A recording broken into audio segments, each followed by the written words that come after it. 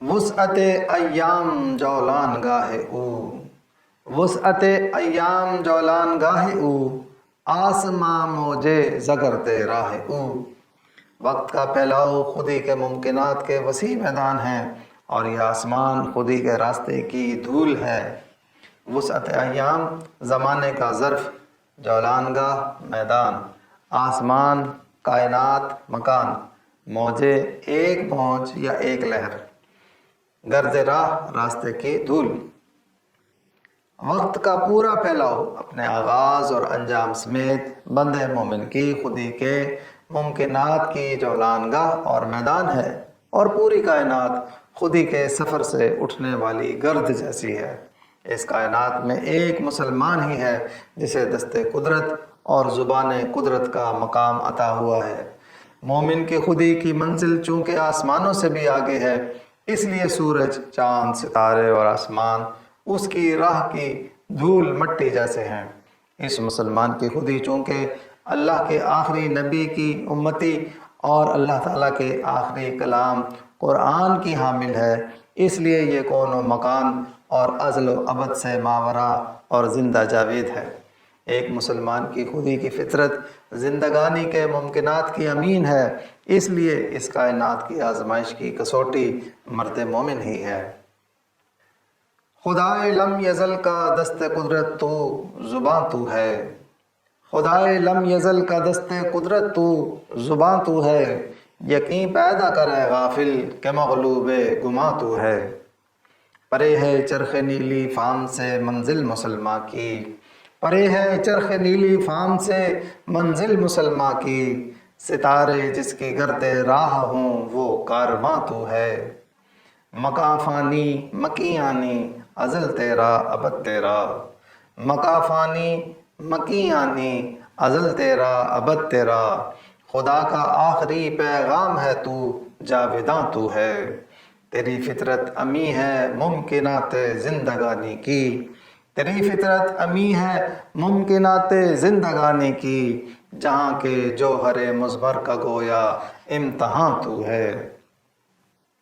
گل بجے بے آفاق از گل کاریش، گل بجے بے آفاق از گل کاریش، شب ز خوابش روز از بیداریش۔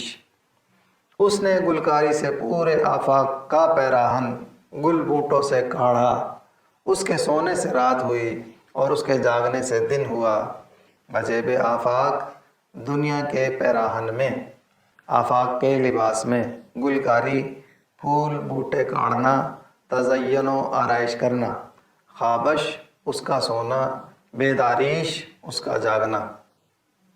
اس کائنات کی تمام خوبصورتی انسان کی خودی سے ہے، اسی کی خودی کے لیے کائنات اپنی تزین و آرائش میں کمر بستہ رہتی ہے، اور دن اور رات کا نظام بھی اسی خودی سے قائم ہے۔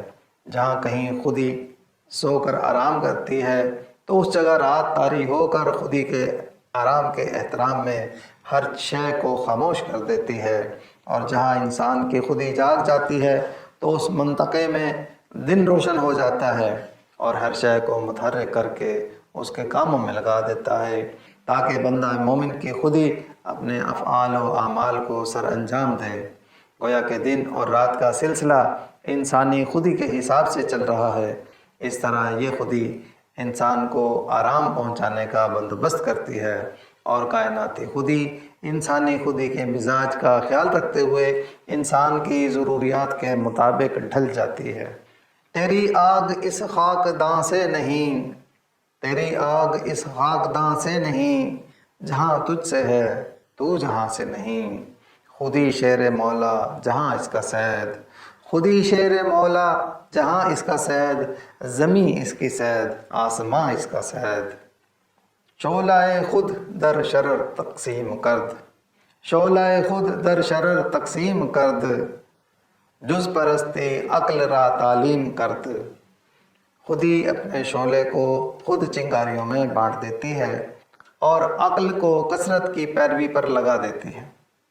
شعلہ خود اپنی آتش در شرر چنگاریوں میں تقسیم کرد، اس نے بانٹ دیا، جز پرستی کثرت کی پیروی۔ کائناتی خودی اپنے مقاصد کو آگے سے آگے بڑھانے کے لیے اپنے ہی شعلوں کو چنگاریاں بنا بنا کر پھیلا دیتی ہے۔ یہ بات کنایا ہے کائنات کی تخلیق کے مراحل کا، جن کے تحت یہ کائنات عدم سے وجود میں آنے کے بعد مسلسل پھیل رہی ہے، اور جو بگ بینگ کا دھماکہ اللہ تعالیٰ کے کن کہنے سے ہوا تھا، وہ ایک انرجی تھی جو ایک نقطے میں بند تھی۔ اس نقطے سے برآمد ہونے کے بعد اس کی تقسیم در تقسیم کا جو عمل شروع ہوا ہے وہ ابھی تک جاری و ساری ہے۔ یہ کائنات ابھی ناتمام ہے شاید، یہ کائنات ابھی ناتمام ہے شاید، کہ آ رہی ہے دمادم صدائے کن فیکون۔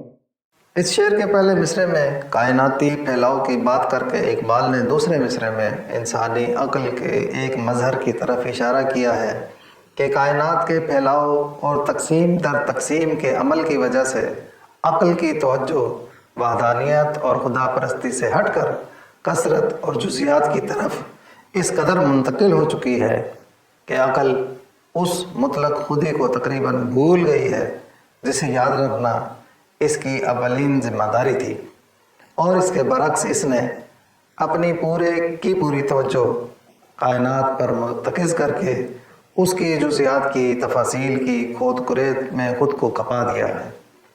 خود شکن گردید و اجزا آفرید، اند کے آشفت و صحرا آفرید۔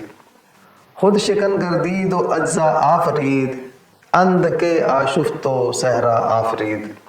خودی نے ذرا سی کروٹ لی اور بڑے بڑے اجرام سماوی بنا دیے، وہ ذرا سا بکھری اور کئی ریگستان بنا دیے۔